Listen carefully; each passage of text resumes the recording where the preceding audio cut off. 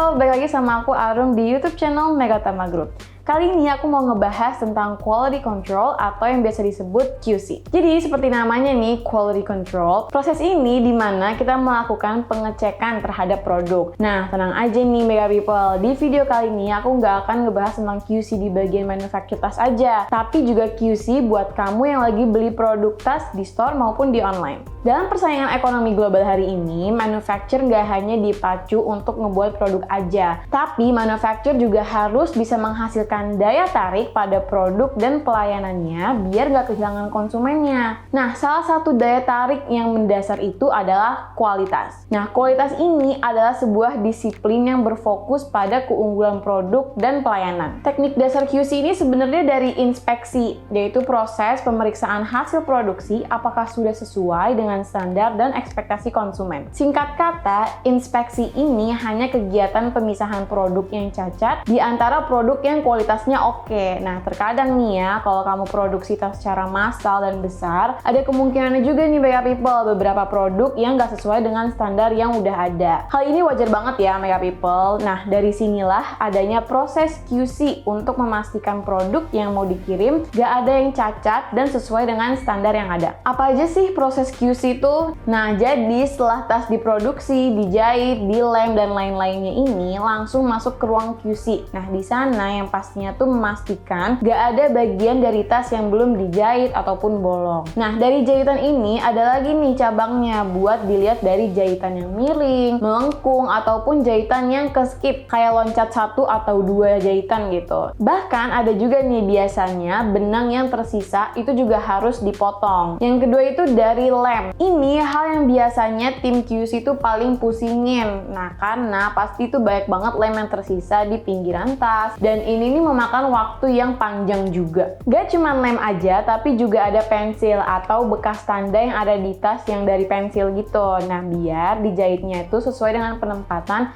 dan lebih presisi. Nah, ketika sudah masuk proses QC, tanda pensil tadi ini harus dihapus ya. Quality control ini juga harus ngebantu untuk melihat apakah ada warna atau material yang gak sesuai. Mungkin ada warna yang pudar atau material yang dipakai ini kena dengan kotoran. Next is accessories. Nah, di aksesoris ini seperti D-ring, hook, dan lain-lain yang harus diperhatikan di QC adalah tuh jangan sampai ada aksesoris yang lecet atau baret, penempatan yang salah, dan pastiin kualitas warna yang dipakai juga sesuai. Setelah itu juga ada proses dimana menghitung jumlah kuantiti tas sebelum dikirim ke klien. Nah, setelah semua sudah benar nih sesuai dengan data yang dimiliki, bisa lanjut siap di packing dan siap dikirim ke klien. Nah, itu dia poin yang harus dicek pada QC di sebuah manufacture tas. Nah, selanjutnya nih aku mau kasih tahu kamu cara QC kalau kamu beli tas di toko atau di online. Ketika kalian mau beli tas, kamu tuh juga harus cek kualitas produknya. Jangan sampai kamu udah beli tas mahal-mahal nih, tapi dapat produk yang kurang memuaskan. Poin pertama yang harus kamu perhatikan adalah lihat jahitannya. Jangan pilih tas yang jahitannya kurang rapih, apalagi ada sisa benangnya.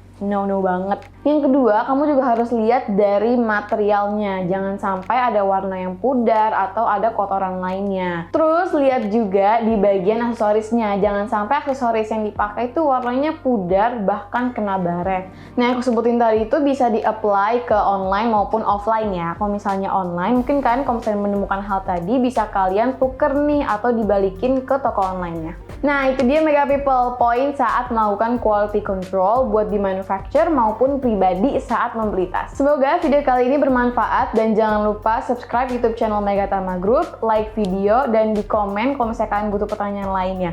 I'll see you guys!